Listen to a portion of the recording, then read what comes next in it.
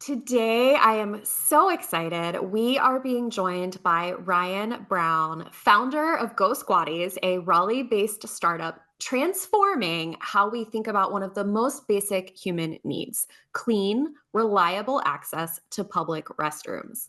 Ryan's journey began after a frustrating moment as a mom trying to change her child's diaper in a restroom without a changing table, a problem I am certain almost every mom I know has dealt with at some point. That experience, paired with her background as a clinical research executive, sparked a bigger question. Why isn't there a better system for families, individuals with GI conditions, or anyone who simply needs to know where a clean restroom is available? Her answer became Squatties, an app that not only maps public restrooms, but also introduces a groundbreaking proprietary trust score to rate cleanliness, accessibility, and reliability. Beyond convenience, Ryan sees this as a public health and equity issue with the potential to impact families, tourism, smart cities, and even global health initiatives.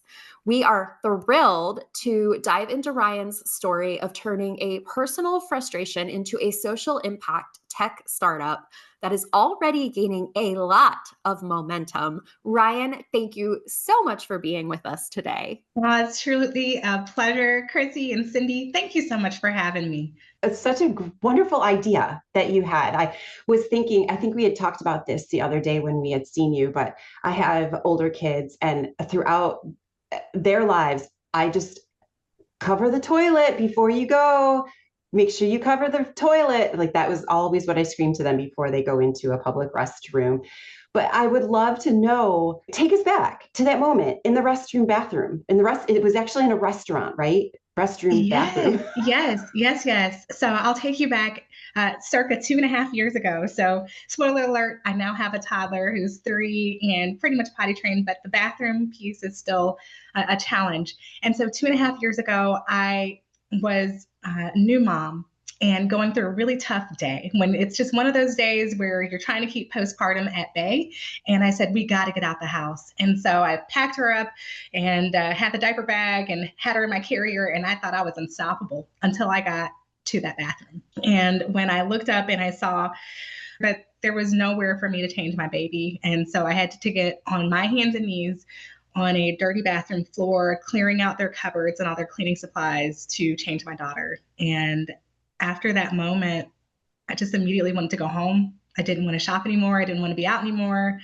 I was deflated. And it struck me that I can't be the only person that is having an undignified moment in a public bathroom. But that day was the spark of Squatties, and I'll never forget that moment. 2.5 years later, while we were on a big road trip, taking our daughter to the beach for the first time, we heard the voice out of the backseat say the one sentence every parent dreads when you're so close to your destination but too far away, which is, Mom and Dad, I gotta go. So we looked up and we're scrambling in the middle of nowhere. And I just pull over in front of a pig farm and sling her potty travel seat out the trunk. And so I'm like, okay, well, I think we've solved this problem. But now it's the busiest highway in America. And then my husband says he has to go and I've got to go. And I'm like, this is a nightmare. And again, those whispers hit me. And I said, I can't be the only person going through this, especially when I think of the 60 million plus people that are facing gastroenterology issues. So think of things like IBS or Crohn's or colitis, along with families who are on the go and traveling. And our survey has shown results from our initial conversations with families that this is one of the number one issues they face. Over 70% of our families have had a concern with finding a clean bathroom, especially when they're traveling or running everyday errands. And Squatties is on a mission to be the global hygiene infrastructure standard to change the game on that. I love this so much. I love that it's seeing a problem that is personally impacting you and taking that passion that ignites and turning it into a solution. That's where so many of the most beautiful businesses and entrepreneurial ventures come from. I would love to kind of unpack this a little bit because I think many people have great ideas but struggle to validate them. And Ryan, because I know you so well, I know that you are very good at validating these ideas. What were the first steps you took to research and confirm that squatties could really fill a need for people? First and foremost, I think what Squatties has taught me, and this is something that I hope every listener can take to heart, is that no experience is lost. And don't count out the little things, especially things that might take you by surprise and are everyday basic things like the bathroom, right? And that's what it was for me. And what really triggered the idea that maybe it was worth pursuing was that I was listening.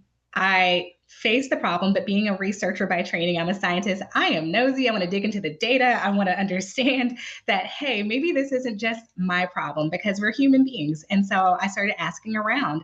I ran focus groups with local mom groups. I started talking to anyone and everyone I could find, older men, those that had GI issues and challenges. And even active seniors and different people who are facing different challenges or caregivers. And it started to just come out of the woodwork that this really is a big problem. And it wasn't until I started doing more research that I understood and learned that the US is actually on the same level as Botswana when it comes to clean restroom access. And that should be unacceptable. And so, because I started learning that this was an overwhelming issue, I started doing little focus groups and surveys and spoke to roughly 200 different people across the triangle, across the nation. And it hit me that this was an overwhelming problem. And it's not just my problem, it's everyone's problem. And so, this is one of the key things when we were doing the research. The top thing beyond just accessibility and making sure there's changing tables, it was making sure that things were clean. And so having that insight was huge. And then also talking to just as many people as possible and learning and hearing about their pain is really what helped validate it for me. And it's given me the confidence to move forward with this venture. Yeah, I love that. One of the things that I know you have created in this Squatties app is this proprietary trust score, which I think is really fascinating. It's almost like a credit score for bathrooms. In what ways do you think that this empowers moms to feel more confident and in control when navigating public spaces with their kids?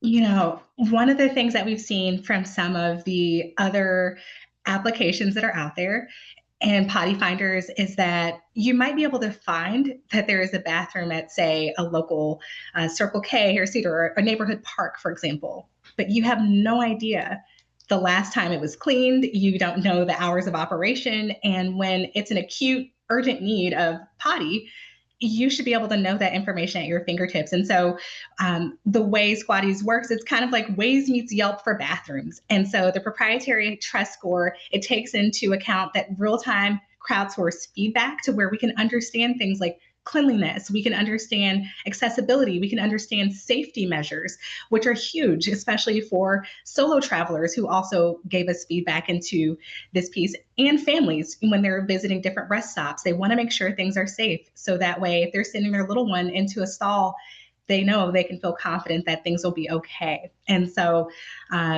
we're blending all of those different pieces coupled with the real-time nature of people crowdsourcing those reviews, being able to verify and validate with establishments as well.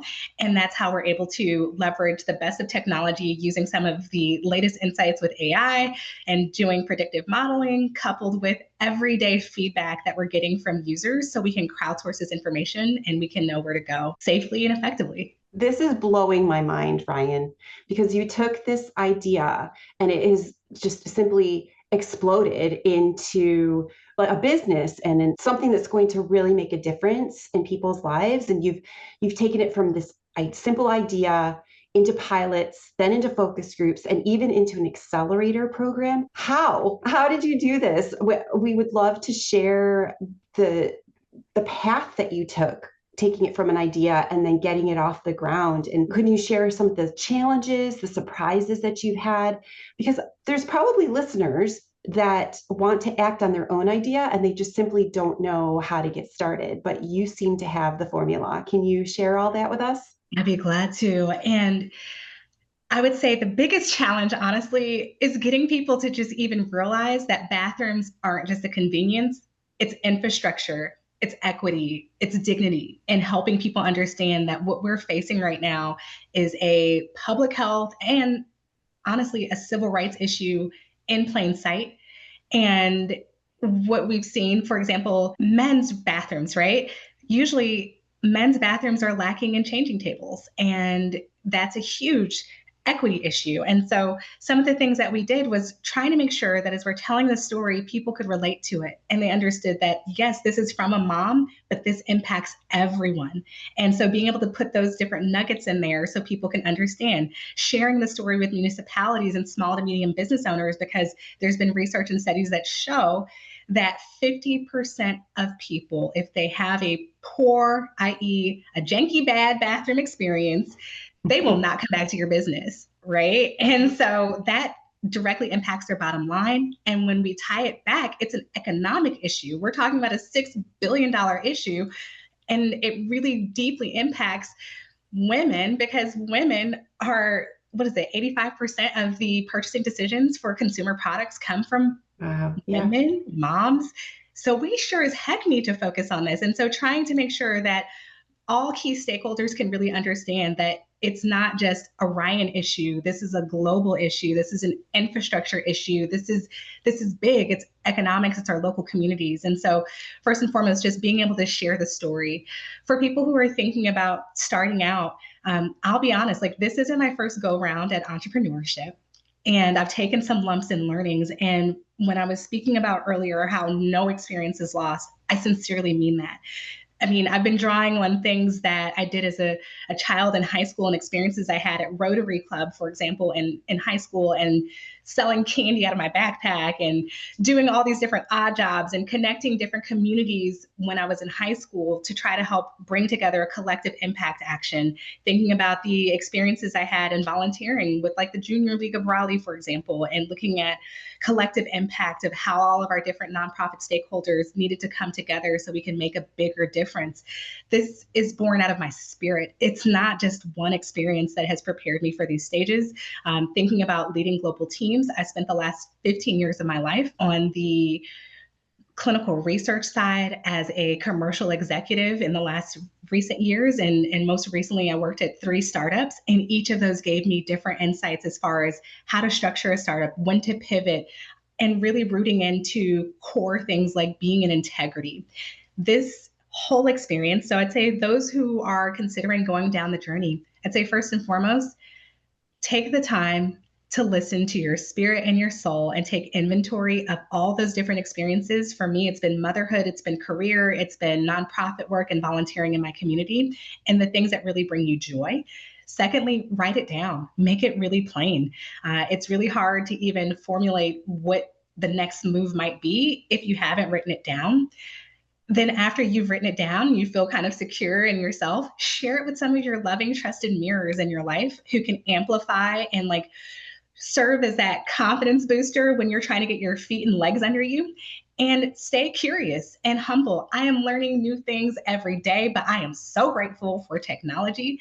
The advantages that we have now at this go round of using tools like ChatGPT and AI to really help refine like the things that I don't know, and like how to approach venture capital, how to have pitch competition, like how to prepare for a pitch, how to refine your investor deck. There are so many great coaches and authors and tools and books that are available now, and everyone's a wealth of information. So I would say after you've kind of grounded your idea, then look for communities that can help amplify and support you.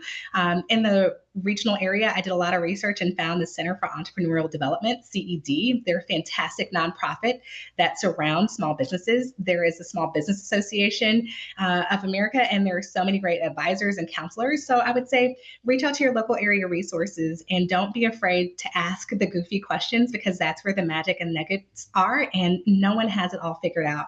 So just it takes courage and commitment and conviction, and really ground into your why, because it'll pull you forward through all the hurdles and all the not knowing. You had so much wonderful information in that answer. It was just fantastic. And now I want to know Squadies. How did you come up with the name? Absolutely. So our whole goal as Squadies is one, to bring joy into tech. in my brain, I'm like, technology and toddlers can coexist along with spreadsheets and stickers. Like, there should be joy when we're talking about something that can be as uncomfortable and embarrassing as going to the potty. So bring a little element of humor, some joy. And we have a family group text. We've got family members across the country. I've got two sisters, my parents, in-laws. We're all in this group text. And so it's our squad. And that's where I go for resource information of like all the latest updates, what's happening in everyone's lives. I go to our squad group text. And then I started thinking about all the funny times when I would say I'd had to pop a squat to, Yeah, yes, that's what I thought. right? And so the two together, it's like the resource, the go-to, they're my plug for anything I need to know. And then when you got to pop a squat, and then the two together, it's Squaddies. Perfect. Fantastic. I love that. I actually am really glad you asked that question too, Cindy. I love hearing sort of the background of that. And also just shout out to Ryan, because every time I hear you speak, it's like so uplifting. There's just this energy that you bring, and I absolutely love that. I would love to ask you, I've been thinking about, for parents and individuals who might be listening who struggle with restroom concerns, what are some practical tips or strategies that they could use right now before Squatties is fully launched to make outings less stressful? Is there anything you've discovered in your research? You've got support in us for sure. Thank you so much, Ryan. Thank you.